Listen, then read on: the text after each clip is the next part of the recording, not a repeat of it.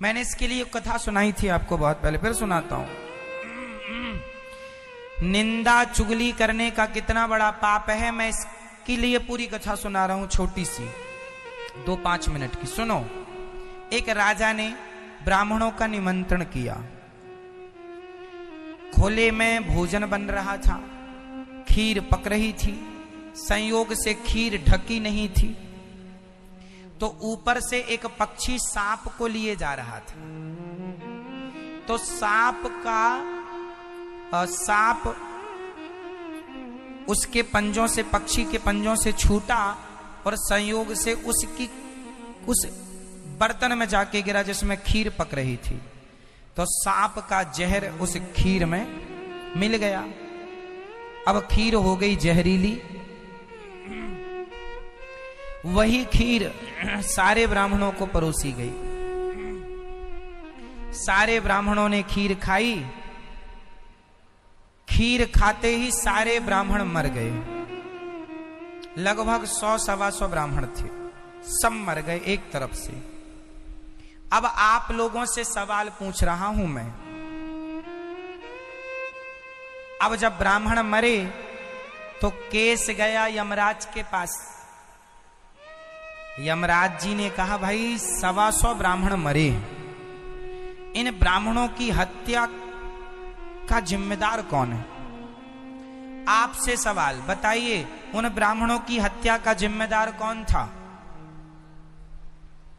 जल्दी उत्तर दो। सांप जिम्मेदार था क्या? पक्षी जिम्मेदार था क्या? राजा जिम्मेदार था क्या? 3 में से कौन? बताओ, चलो हाथ उठाओ। हैं? जिसने खीर बनाई वो जिम्मेदार है, वो ढका नहीं। बात ठीक है आपकी, पर वो जिम्मेदार नहीं है।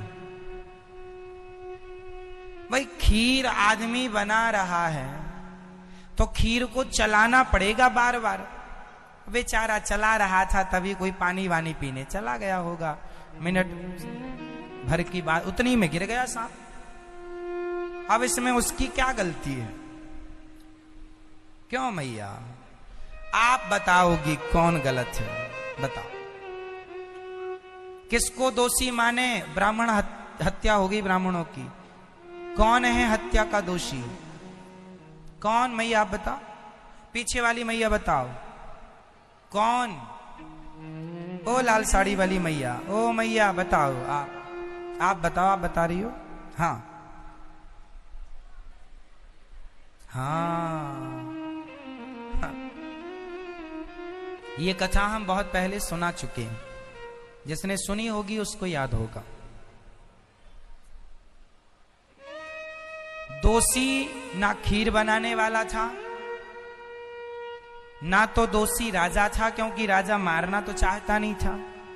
दोषी सांप भी नहीं था, क्योंकि सांप के मुंह में जहर सांप ने नहीं भरा, वो प्राकृतिक सांप जहरीला होता है। और रही पक्षी की बात, तो पक्षी तो अपना भोजन लेके जा रहा था, सांप उसका भोजन है, तो वो तो अपने रास्ते जा रहा था और छूट गया।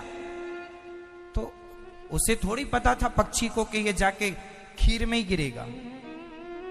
तो ना तो दोषी पक्षी था, ना तो सांप था, ना बनाने वाला, ना तो राजा। अब यमराज चक्कर में पड़े हैं कि अब न्याय कैसे हो।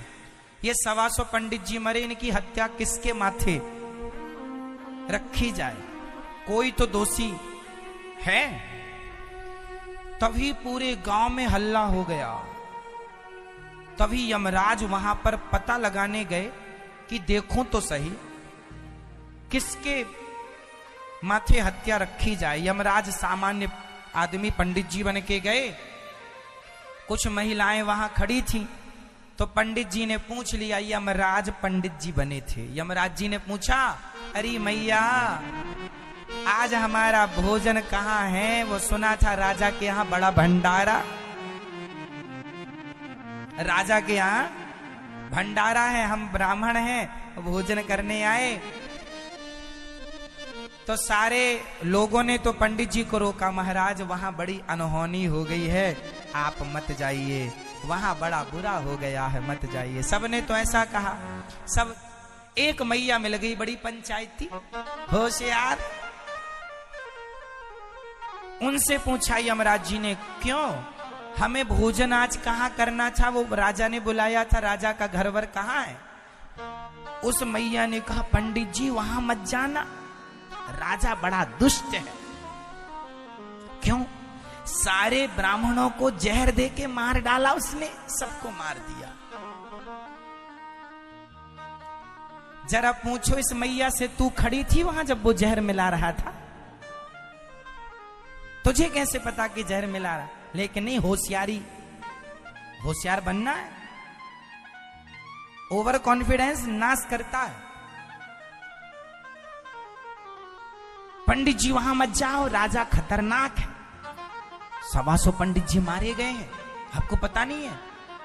यमराज जी ने कहा, कैसे मर गए? अरे राजा जहर दे दिया सबको। यमराज जी बोले, 125 ब्राह्मणों की हत्या का दोषी कोई नहीं है, ये है चुगली करने वाली, पकड़ो इसको। 125 ब्राह्मणों की हत्या का पाप इसके माथे लगा। चल बुढ़िया चल, मैं यमराज हूं, चल। महाराज हमें कहां पकड़े ले जा रहे हो? तू ही कर रही है, बाकी तो किसी ने चुगली नहीं की, बुराई नहीं की। तू ही दावा कर रही है वो मार डाला। तूने देखा है? बिना देखे कैसे बोल रही है? और बोल रही है तो चल तू ही दोषी है। यमराज जी बोले, महाराज मैं क्यों दोषी? तुम दोषी इसलिए हो कि जो दूसरों में दोष देखता है वही सबसे बड़ा दोषी होता है। आप और किसी को दोष नजर नहीं आया राजा का, तुम्हें दोष नजर आया। कॉमन सेंस है। कोई अपने घर में भोजन के लिए किसी को बुला के थोड़ी जहर देगा? और तुम कह रही हो राजा ने मिलाया, तुम उसके दोष देख रही हो, दोषी तुम हो। चलो, तो जितनी चुगली करने वाली माताएं बैठी हैं, सुन रही हैं निंदा चुगली, तुम ही सारे पाप की जिम्मेदार मानी जाओगी। यमराज जी तुम्हें ही, तुम्हारे खाते पे सबका पाप डाल देंगे। तुम ही सब पापिनी हो, फिर तुम्हारे वाले पाप अलग, ये वाले अलग। तो काहे पाप मोल लो? इसलिए किसी की बातें करने से कोई फायदा नहीं। समय मिले तो चर्चा भगवान की किया करो, अच्छी चर्चा किया करो, अच्छी बातें किया करो। किसी का क्या है, दूसरों का दुख देखकर दुखी हो जाना